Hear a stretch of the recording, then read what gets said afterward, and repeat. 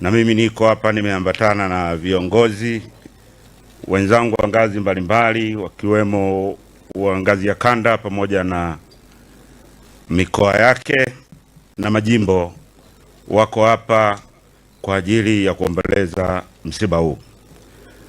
Poleni sana familia, poleni sana familia. Wakati tunahuzunika na msiba, lakini pia tuna celebrate maisha ya Mzee Edwin Mtei, life well lived,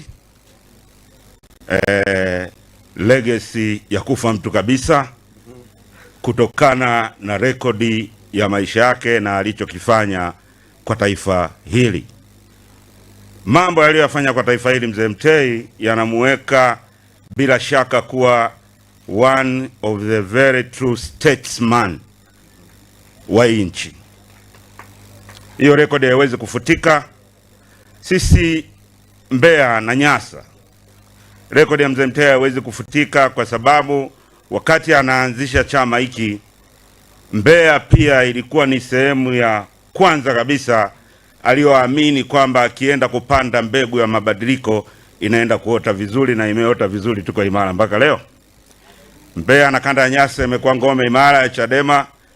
Wale wanaosema, kuna watu hapo katikati unasikia Chadema chama cha Wachaga, si tunawachola tu, kwa sababu tuko vizuri sana kama chama cha Chadema pale Mbeya na kanda ya Nyasa kwa ujumla.